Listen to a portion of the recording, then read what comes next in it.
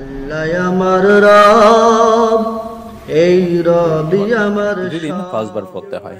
এরপরও আমাদের অজান্তে নামাজে এমন কতগুলো ভুল হয়ে যায় যা নামাজের গুণগত মান, আধ্যাত্মিক উপকার কমিয়ে দেয়।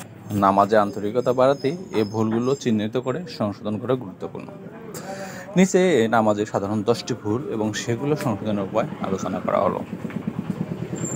1 নম্বর, ভুল নিয়ত। ভুল: অনেক সঠিক নিয়ত ছাড়া নামাজ শুরু করেন, কখনো মনে মনে নিয়ত না করেই নামাজে দাঁড়ান। সংশোধন: নামাজ শুরুর আগে হৃদয়ে স্পষ্ট নিয়ত করুন যে আল্লাহ আপনি আল্লাহর সন্তুষ্টির জন্য নামাজ পড়েছেন। নিয়ত মুখে বলার দরকার নেই, তবে মনে মনে সচেতনভাবে নির্ধারণ করবেন। নবী সাল্লাল্লাহু আলাইহি ওয়াসাল্লাম বলেছেন, আমলে মূল্য নির্ভর করে নিয়তের উপর। তাড়াহুড়ো করা ভুল: তাড়াহুড়া বা মনোযোগের অভাবে অনেক নামাজের অঙ্গভঙ্গি দ্রুত করেন, ফলে রুকু ও সেজদায় সঠিক অবস্থান বজায় থাকে না। সংশোধন: প্রতিটি অঙ্গভঙ্গিতে সময় দিন।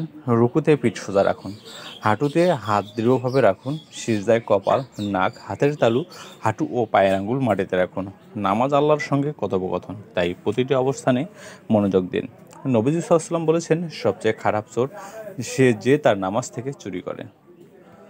তাকবীরে তাহরিমা বা ভুল উচ্চারণ: নামাজ শুরুর সময় আল্লাহু আকবার বা দ্রুত বা মনোযোগ ছাড়া বলা অথবা হাত সঠিকভাবে না তোলা। সংশোধন: তাকবীরে তাহরিমা বলার সময় উভয় হাত কাঁধ ও কানের সমান সমান উঠিয়ে আল্লাহু আকবার মনোযোগ সহকারে বলুন। এটি নামাজের সূচনা এবং পুরো নামাজের সুর ও তাল নির্ধারণ করে দেয়। সূরা ফাতিহা ভুল পড়া: সূরা ফাতিহার উচ্চারণ ভুল করা বা তাড়াহুড়া করে দীর্ঘস্বর সঠিকভাবে আদায় না করে পড়া। সংশোধন: সূরা ফাতিহা নামাজের অপরিহার্য অংশ। সঠিক তাজবিদ পড়ুন, শব্দের অর্থ মনোযোগ দিন। নবী সাল্লাল্লাহু আলাইহি ওয়াসাল্লাম বলেছেন, যে নামাজে সূরা ফাতিহা পড়া হয় না সে নামাজ অপূর্ণ। রুকু সেজদায় ভুল অবস্থান: রুকুতে পিঠ সোজা না রাখা, সেজদায় কপাল মাটিতে পুরোপুরি না রাখা। রুকুতে পিঠ মাটির সমান্তরাল রাখুন, হাঁটুতে হাত দৃঢ়ভাবে রাখুন, সেজদায় কপাল, নাক, হাতের তালু, হাঁটু ও পায়ের আঙ্গুল মাটিতে রাখুন। বাহু শরীর থেকে দূরে রাখুন। নবীজি সাল্লাল্লাহু আলাইহি ওয়াসাল্লাম বলেছেন, সেজদায় তোমরা 7টি অঙ্গ মাটিতে রাখো। 6, তাশাহুদ ভুল বা বাদ দেয়া। তাশাহুদ দ্রুত ও ভুল উচ্চারণ করা বা এর অর্থের প্রতি মনোযোগ না দেয়া। দ্বিতীয় রাকাতের পর তাশাহুদের অবস্থানে বসে ধীরে ধীরে পড়ুন। আত্তাহিয়াতু লিল্লাহি ওয়াসসালাওয়াতু ওয়া তাইয়্যিবাতু, আসসালামু আলাইকা আইয়ুহান নাবিয়্যু ওয়া রাহমাতুল্লাহি ওয়া বারাকাতুহু, আসসালামু আলাইনা ওয়া আলা আলি ইবাদিল্লাহিস সালিহিন, আশহাদু আল্লা ইলাহা ইল্লাল্লাহু ওয়া আশহাদু আন্না মুহাম্মাদান আবদুহু ওয়া রাসূলুহু।